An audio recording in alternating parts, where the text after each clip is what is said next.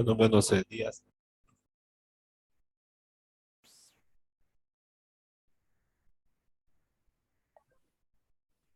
Buenos días. Vamos a empezar con la clase de hoy sábado 21, pero vamos a esperar primero un par de minutitos, como siempre, para que se conecten algunos compañeros más, hasta mientras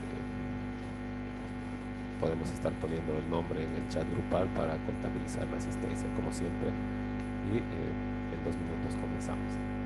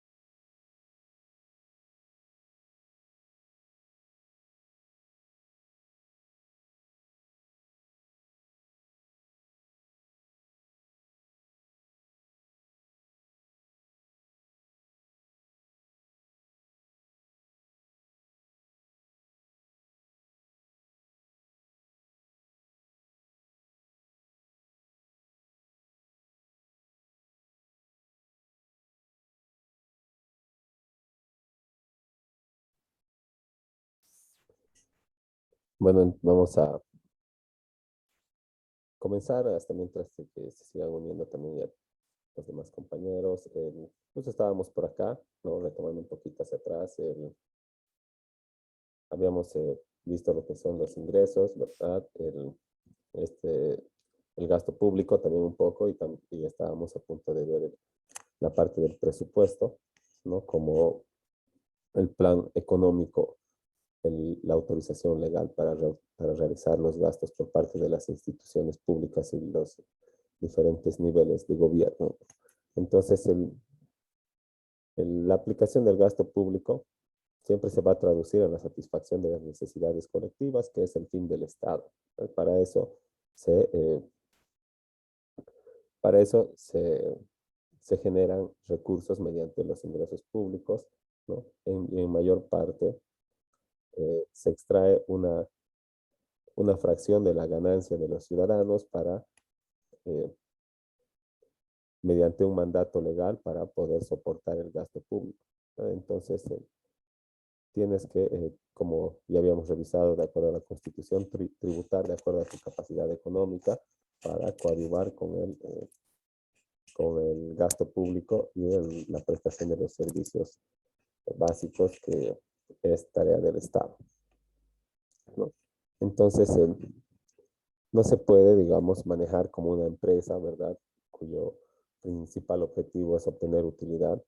El, el Estado, el Estado no se ocupa de generar valor, el Estado se ocupa de atender necesidades públicas, ¿no? Entonces, este gasto público, ¿no? En la práctica es el empleo de la riqueza realizada por la autoridad competente del Estado en virtud de una autorización legal. Y esta autorización legal es el presupuesto, ¿no? Es la ley que se llama ley del presupuesto. Y es como dice acá, una autorización legal, un documento económico, legal al mismo tiempo, ¿verdad? Y programático para ejercer los gastos en una gestión.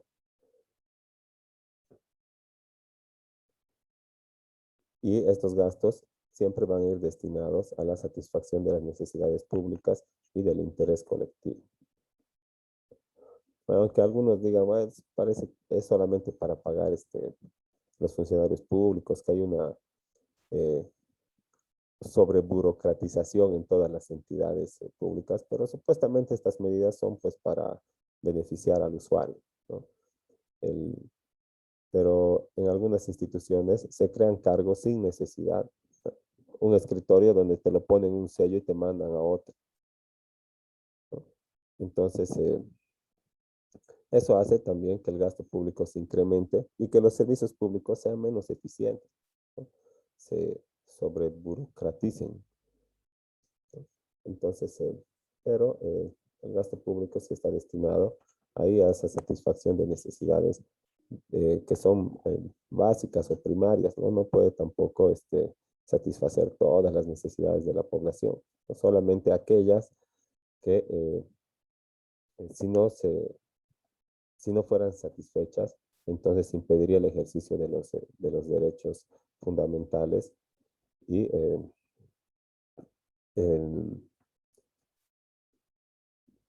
correría en riesgo, ¿verdad? La vida, la salud de la población. Y además, si no se atenderían por el Estado, generaría convulsión social y el Estado no tendría razón de ser si no los atiende. El, Ahora habíamos visto algunos elementos también del gasto público. Este es lo último que hemos revisado.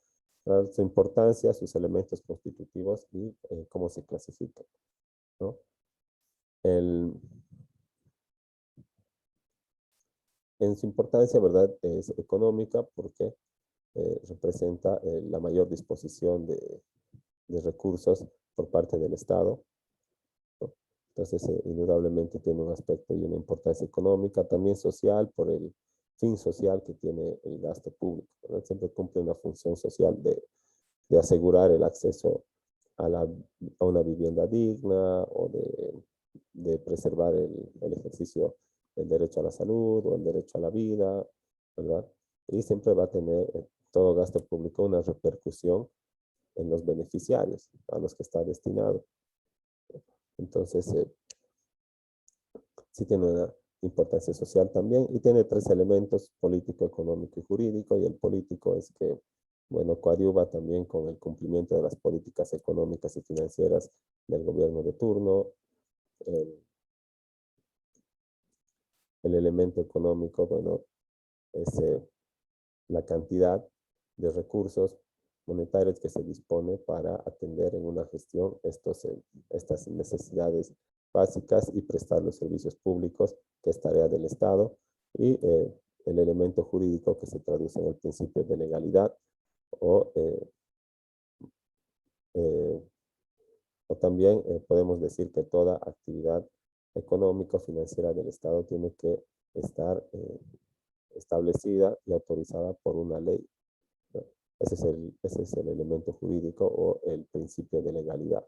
Entonces, nadie puede gastar, ¿verdad? O cobrar, ¿no? O disponer recursos sin antes tener una autorización de parte del Estado, ¿no?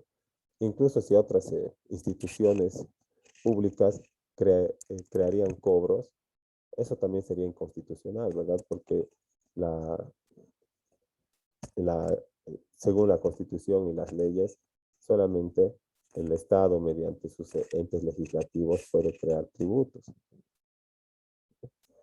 Y entonces, si el Ejecutivo crea un tributo, no importa el nombre que le ponga, ¿verdad? Va a dejar de ser, sería inconstitucional y merecería un recurso y que la población incumpla o no realice estos pagos, ¿verdad? Que están fuera del marco jurídico.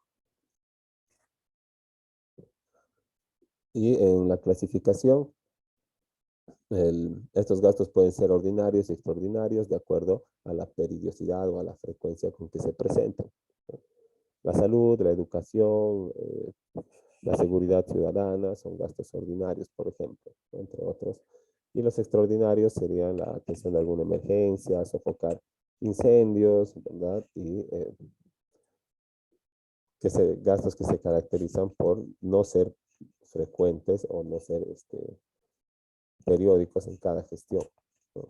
Se presentan alguna vez por fuerza mayor, por algún hecho fortuito que escapa de la voluntad y de la habitualidad, ¿no? Entonces, así se clasifican los gastos y habíamos llegado justo ahí, ¿no? Y ahora vamos a revisar un poco de lo que es el presupuesto, ¿no? Que más que nada es un documento económico también y financiero, pero el, toca revisar la parte legal de esta autorización para gastar, ¿no?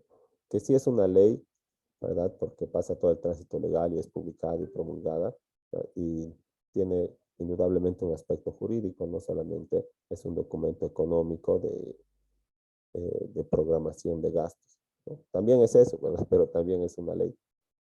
Entonces, podemos señalar que el presupuesto es esencialmente un plan de acción expresado en términos financieros, ¿no?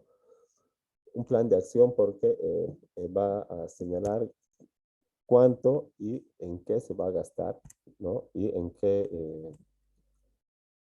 lapso de tiempo los recursos en cada una de las partidas y de los ítems que se aplican, ¿no?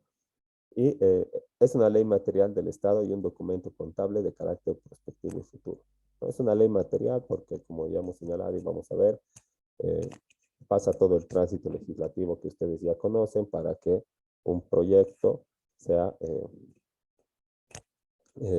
convertido en una ley del Estado y que tenga que ser acatado por todos los ciudadanos. Ahora se calcula para cada periodo fiscal, ¿no? El presupuesto. En Bolivia, el periodo fiscal o la gestión fiscal, ¿verdad? Empieza el 1 de enero y termina el 31 de diciembre. ¿No? Y, bueno, exceptando algunas empresas que terminan su gestión fiscal o su periodo fiscal en marzo, ¿verdad? Pero por regla general empieza el 1 de enero y termina el 31 de diciembre. Como y es por eso que, digamos, los profesionales independientes, las empresas, todo, tienen que presentar al final del año sus estados financieros, su libro de compras y ventas y sus declaraciones del IUE, ¿verdad? Que se hace al finalizar cada gestión. Ahora, bueno, si alguno de ustedes paga o tal vez ha tenido contacto con eso, eh, sabe o puede pensar de que, bueno, eh, está hablando macanas porque no se paga el 31 de diciembre ni el 1 de enero, ¿verdad? Uno tiene hasta el 30 de abril para cancelar las obligaciones tributarias que corresponden al IUE, o sea, al impuesto anual, que se cobra de manera anual por las utilidades. Pero ese es solamente el periodo de pago, ¿verdad? Te da la ley 120 días después de finalizada la gestión, ¿no? 120 días es 4 meses y el cuarto mes es pues abril, ¿no? Entonces, no es que termine la gestión ahí, sino que tienes ese plazo de 120 días para declarar. Si tú quieres declarar, lo declaras pues el 1 de enero o el 2 de enero, ¿verdad? Pero todos esperan siempre, o, o si no esperan, se toman el tiempo para hacer las declaraciones, las facturas, todo. Y siempre están en los últimos días declarando y llenando formularios e impuestos se está reventando, ¿no? Pero el periodo fiscal empieza el 1 de enero y termina el 31 de diciembre y para efectos del presupuesto también se calcula para cada periodo fiscal, del 1 de enero al 31 de diciembre, ¿no? Todos los gastos que se van a realizar en la gestión siguiente. Entonces, podemos deducir que el presupuesto tiene que ser aprobado un año antes,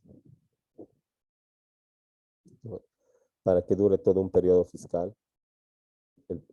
Por ejemplo, el presupuesto del 2022 o la ley del presupuesto del año 2022 va a ser aprobada este año 2021 para que esté en vigencia del 1 de enero al 31 de diciembre del 2022, ¿no?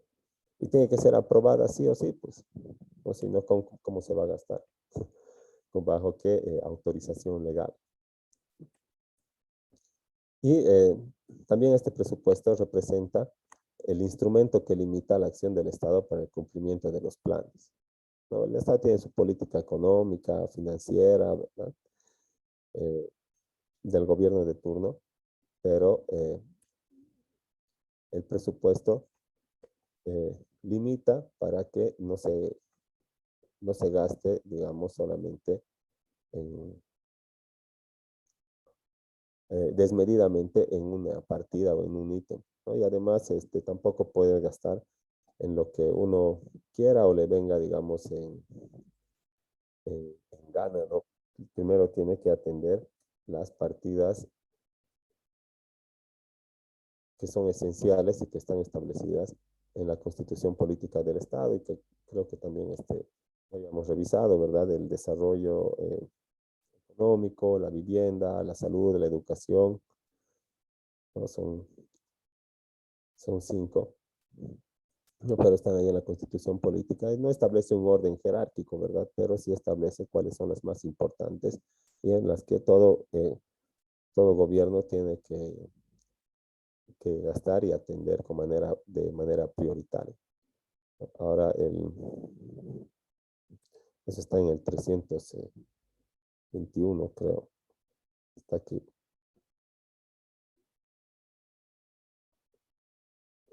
¿Eh? Dice la determinación del gasto, y el gasto se realiza por medio del presupuesto, ¿verdad? Y la inversión pública tendrá lugar por medio de mecanismos de participación ciudadana, planificación técnica y ejecutiva estatal, y las asignaciones atenderán especialmente la educación, la salud, la alimentación, vivienda y desarrollo productivo, ¿no? Entonces, en eso se tiene que gastar para asegurar el ejercicio de los derechos fundamentales y poder, digamos, apuntar hacia el valor supremo de nuestro Estado, que es el vivir bien, ¿no?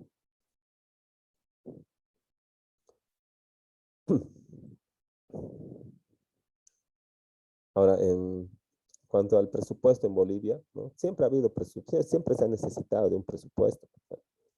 Desde que ha nacido a la vida independiente hasta el día de hoy, siempre se ha requerido de esta autorización legal para gastar. Y es así que en 1825 se prepara el primer presupuesto de gastos para los años 1826 a 1828, ¿no? Como un hito en esto de la ley del presupuesto o de la existencia de los presupuestos en Bolivia, ¿no?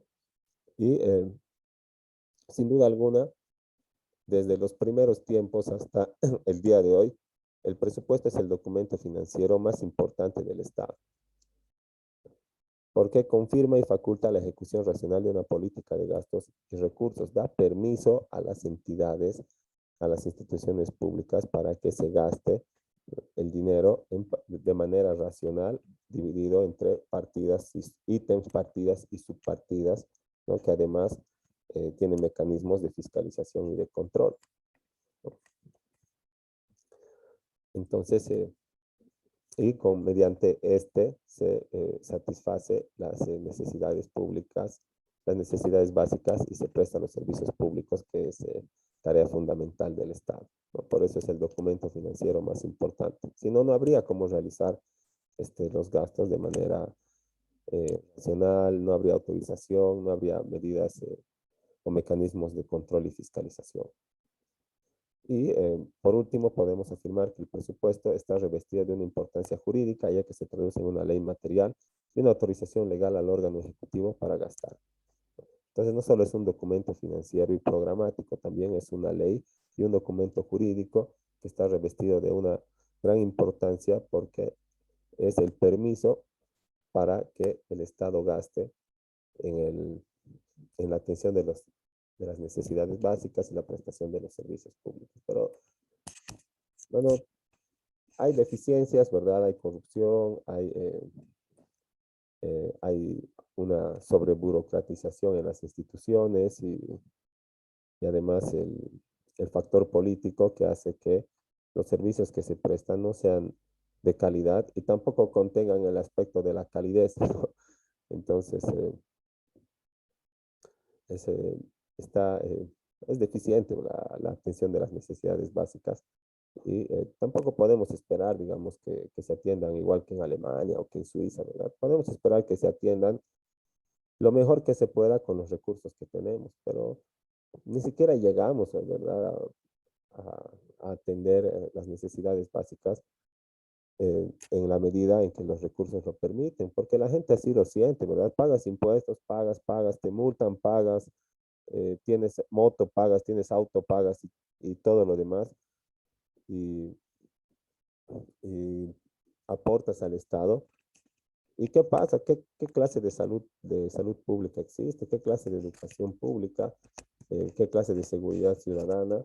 En ninguna podemos confiar y tampoco es que lo digo yo ni lo dice la gente de propia boca, ¿verdad? Sino que se ven las acciones de las personas, de la ciudadanía. Si las personas tienen un poco de recursos, nunca van a pisar el hospital bien, ¿verdad? Porque saben que ahí la gente se muere así durmiendo por ficha a las dos días antes o a las 3 de la mañana y después tienes que esperar ahí otro tanto más, ¿no? Y no hay camas y no hay tal, y bueno, es deficiente de verdad la salud pública, ¿no? Entonces, si tienes un poco de recursos, vas a ir al privado. Igualmente, si tienes un poco de recursos, de ingresos, vas a hacer lo que sea para que tu hijo esté en un colegio de convenio o en un colegio particular, porque, bueno, pues no tiene buena reputación la educación pública, ¿verdad? Otra cosa sería si fueran buenos profesores, tendrían buena reputación, la infraestructura sería mantenimiento todos los años, ¿verdad? Habría agua potable y demás en las escuelas, ¿no?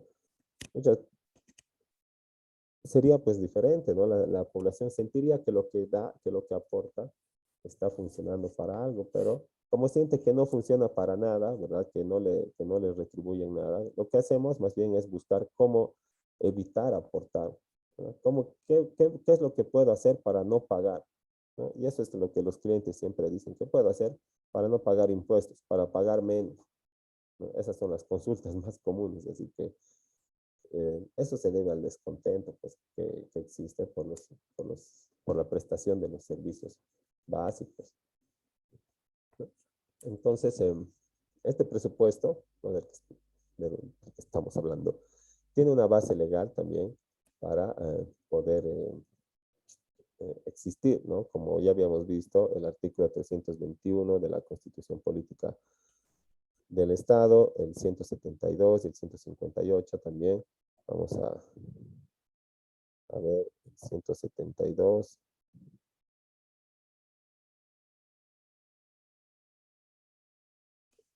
que señala, son atribuciones del presidente, y por acá está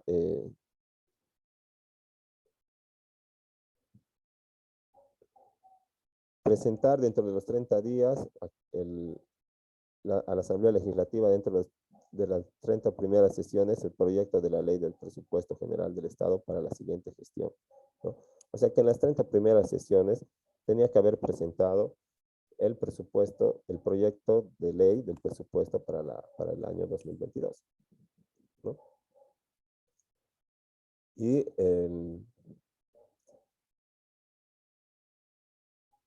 el 158,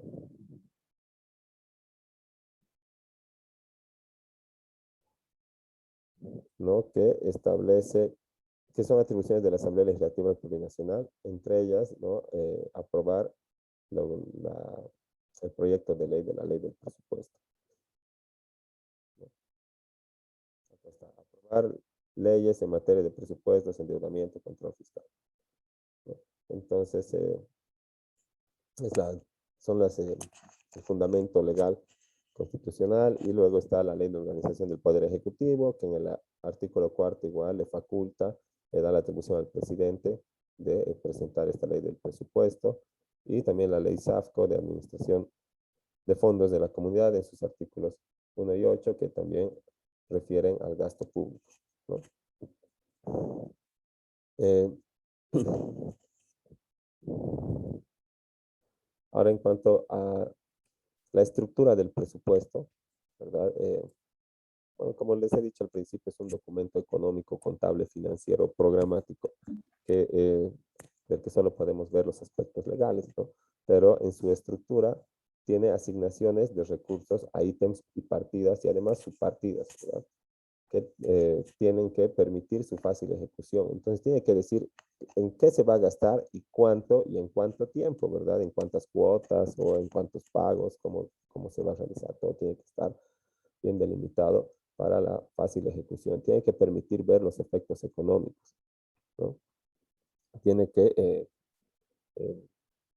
eh, establecerse los resultados y los objetivos del gasto que se está haciendo en esta asignación. Tiene que permitir un fácil seguimiento y control presupuestario. Tiene que tener medidas para asegurar el control y la fiscalización, para que se puedan realizar auditorías, para que se puedan realizar revisiones, para que se pueda establecer responsabilidades disciplinarias, administrativas, civil y en su caso penal, ¿no? También tiene que permitir evaluar los logros y los resultados que se han alcanzado y los objetivos que se han cumplido, ¿no? Entonces, como vamos a establecernos objetivos, tenemos que ver en qué medida se han cumplido con los objetivos en cuanto a la asignación de recursos para esa partida específica, ¿no?, que se ha atendido. Y bueno, algunos, como podemos ver, la ley del presupuesto pasa por todo el tránsito legal que pasa cualquier otra norma, ¿verdad?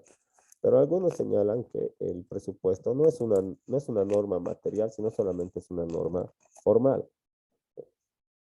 Y le hacen esa diferencia, ¿no? Y otros dicen que no hay diferencia, que eso es solo que es una norma con todas las letras y con todo el sentido de la palabra, ¿no? Y los primeros y dicen que solo es una norma formal porque pasa este tránsito legislativo, ¿no? Pero no está dirigida a regular la conducta de la población en general, ¿no? ¿Qué me importa a mí? ¿Qué te importa a vos? ¿O cómo vas a saber si se incumple o no la ley del presupuesto? ¿Y cómo podría yo incumplir la ley del presupuesto, ¿verdad?, para que a mí me sancionen, ¿no? Imposible, ¿verdad? Porque yo no participo de ninguna función pública que tenga que ver con la actividad financiera del municipio, de la gobernación o del Estado central, o de ninguna institución pública, ¿no? Lo propio la mayoría de la población, así que no está dirigida a regular la conducta de la mayoría de la población, ¿verdad? Solamente está dirigida a regular esta actividad que es la creación, aplicación, ejecución y fiscalización y control del presupuesto y a las personas que tienen que ver con esto. Pero otros dicen que sí es una ley en todo el sentido de la palabra o una norma, porque uno, pasa el tránsito legislativo, ¿verdad? Y dos, sí se imponen sanciones al incumplimiento, ¿verdad? Está bien que no esté dirigida a toda la población, pero sí está dirigida a todos los que tengan que ver con la actividad presupuestaria. Así que si yo entro en el caso potencial de que tenga que ver alguna vez con el ejercicio financiero, voy a estar sometido a esta ley. Y todos los que están sometidos a esta ley, si incumplen sus prescripciones, ¿verdad?, lo que está establecido en la norma, van a obtener una sanción, ya sea disciplinaria, administrativa, civil o penal, y esa es también una característica de todas las leyes en general, ¿verdad?, la coercitividad, ¿no? Entonces, por eso algunos dicen que es una ley así a secas y no existe la diferencia entre ley formal y material, y otros sí señalan que existe esta diferencia, ¿no? Y vamos a quedar ahí, ya se nos va a acabar el tiempo, ¿no? Si les quepa alguna duda de lo que hemos visto hasta aquí del presupuesto, o comentario o cualquier aporte, les escuchamos, y si no, a la vuelta, en el segundo periodo, acabamos con esto y empezamos ya con el tema número 4.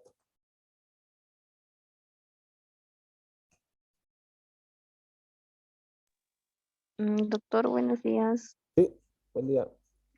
Doctor, ¿puede mencionar de quiénes le llegó sus trabajos, por favor? ¿Quiénes han enviado? Sí, sí, se podría, doctor. Claro, creo que sí se puede.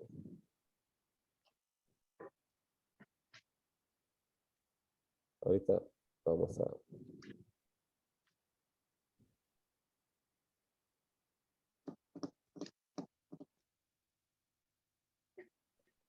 revisar.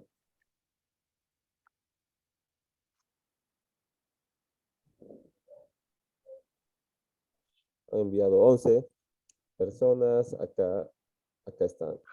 Estamos buscando de alguien en específico. Sí, quería saber si el mío le llegó. Es que anteriormente tuve problemas. No te preocupes. ¿Cuál es tu nombre completo? Es era Pardo María Alejandra. Ok, entonces debe estar por aquí. Acá. Sí, acá está. Ha llegado. Ya, muchas gracias, doctor. No, de Disculpe. nada. Entonces, vamos a quedar ahí. Si alguien también quiere revisar si ha llegado el trabajo, también se puede hacer, ¿verdad? Igual al final del siguiente periodo. Quedamos ahí y en 5 minutos les comparto de nuevo el enlace para conectarnos otra vez. Hasta luego. Muchas gracias, doctor.